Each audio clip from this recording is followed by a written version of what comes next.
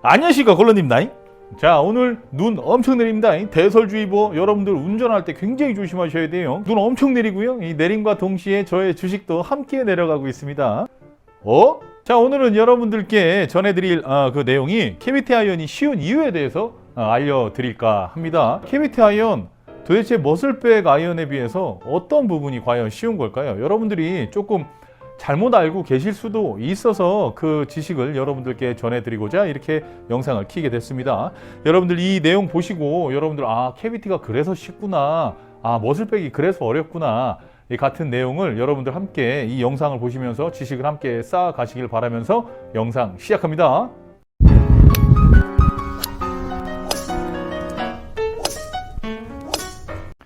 자, 캐비티 아이언은 무엇이고요? 머슬백 아이언은 무엇일까요?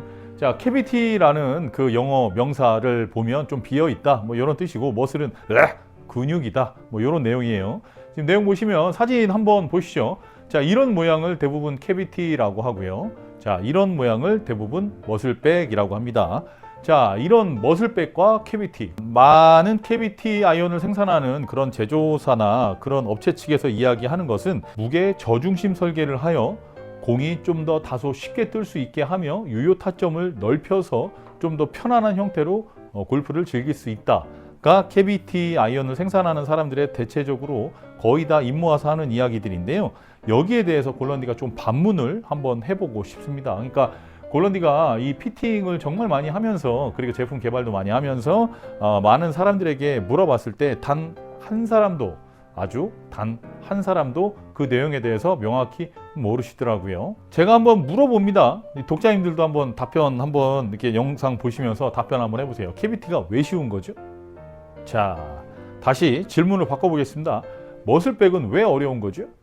자, 이런 질문에 대해서 답변을 명확하게 하시는 분들은 제가 단 한 사람도 못 봤습니다. 머슬백이 더 어렵고 왜 캐비티가 더 쉬운 건지에 대해서 명확하게 답변을 못 하시더라고요.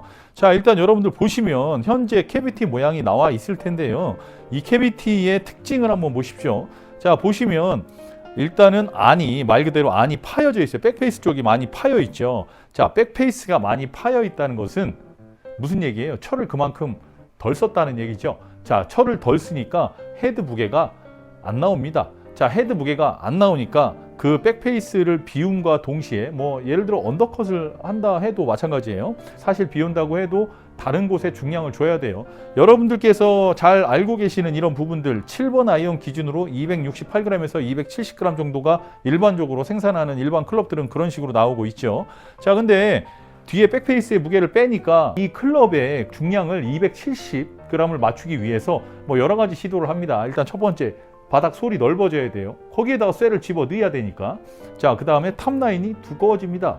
거기다 쇠를 넣어야 하니까 바닥 솔의 면적을 최대한 넓히면서 탑라인도 두껍게 하니까 최대한 더 두껍게 더 넓게 하려고 제조사들은 노력을 많이 합니다. 자, 노력을 많이 하는데 거기를 최대한 넓게 하니까 어디가 짧아지냐면 바로 넥이 짧아지는 거예요. 거기에다가 쇠를 더 집어넣으면 270g 이상이 나와버릴 수 있으니까. 자, 그래서 캐비티 같은 경우에는 그런 식으로 안을 많이 비워서 중량을 최대한 줄인 이후에 줄인 그 중량을 바닥 솔이나 탑라인 쪽으로 몰아내는 거예요. 자, 그러다 보면 헤드 크기가 커질 수밖에 없죠. 줄인 만큼 다른 데를 더 넓히는 거니까. 자, 근데 머슬백은 어떻습니까?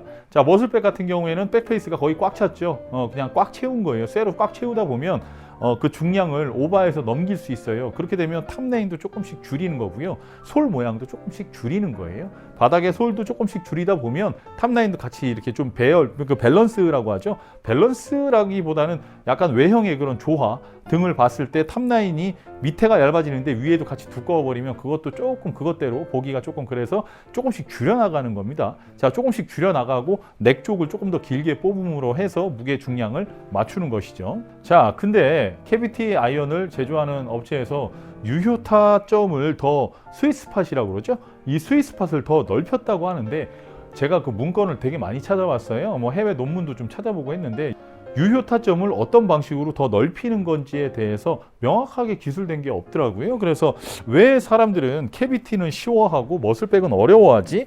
라는 생각을 솔직히 좀 많이 했거든요. 자, 그래서 일단 처음으로 돌아와서 캐비티가 과연 왜 쉬운 걸까요?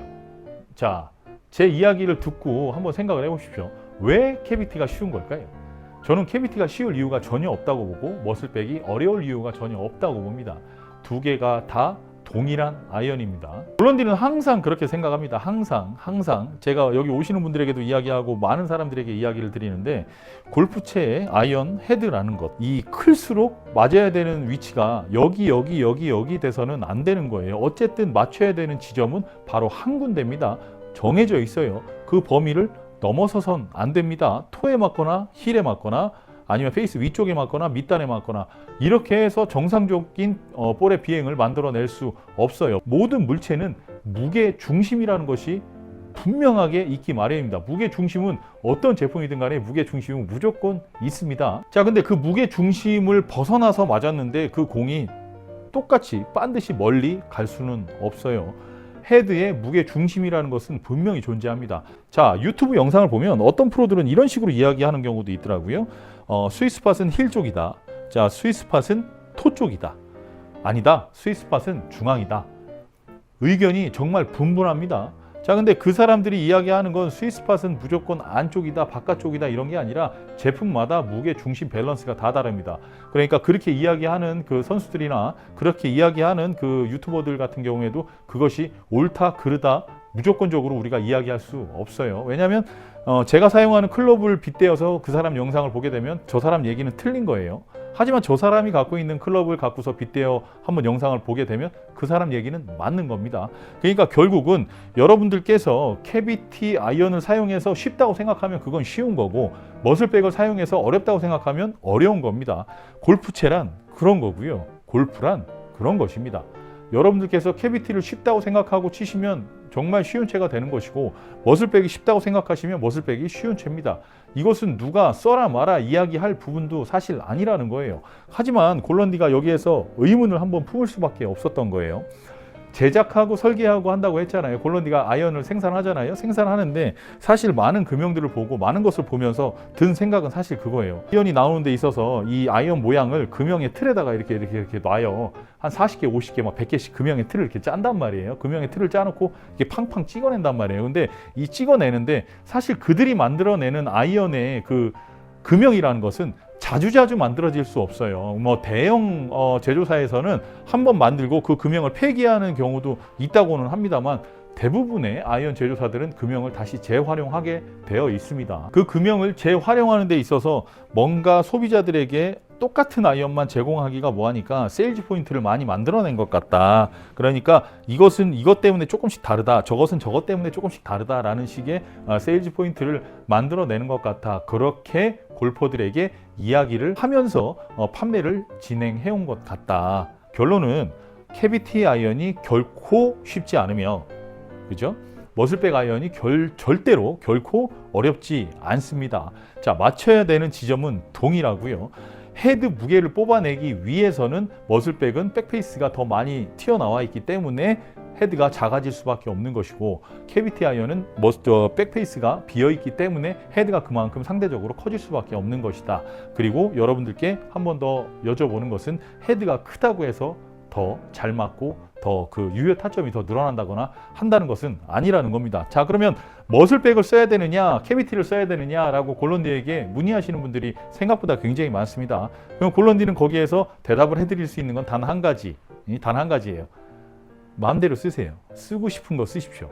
자, 쓰고 싶은 걸 쓰십시오. 어떤 걸 쓰셔도 일단 캐비티를 쓰든 머슬백을 쓰든 일단은 샤프트가 굉장히 안 좋다면, 예를 들어서 머슬백을 쓰는데 본인에게 맞는 샤프트라고 했을 경우에는 머슬백이 굉장히 편안함을 제공할 것이고, 만약에 캐비티백을 쓰는데 샤프트가 굉장히 본인에게 안 맞으면 캐비티는 굉장히 그냥 어렵고 뭔가 이상하고 굉장히 안 맞는 것 같고 이런 느낌을 가질 수 있다는 거예요. 사실 콜론디가 봤을 땐 그런 거예요. 본인이 백스윙을 해서 본인의 스윙대로 백스윙을 해서 다운스윙을 딱 진행했는데 공이 잘 맞아서 나에게 좋은 스코어를 안겨줬던 클럽, 그 클럽이 본인이 생각했을 때는 그냥 쉬운 클럽이 될 수 있다는 거예요. 자, 바닥 솔이 두껍고 얇고 탑라인이 두껍고 얇고는 샷에 아무런 지장을 주지 않습니다. 샷에 가장 많은 영향을 주는 것은 바로 샤프트입니다.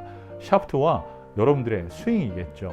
결국은 헤드가 캐비티냐 머슬백이냐는 사실 중요한 게 아니라 업체, 제조하는 업체에서 같은 금형을 계속해서 사용하면서 세일즈 포인트를 조금 더 다양하게 늘려가기 위한 나름대로의 그런 판매, 세일즈 포인트 판매 전략이다라고밖에 볼 수가 없다는 겁니다.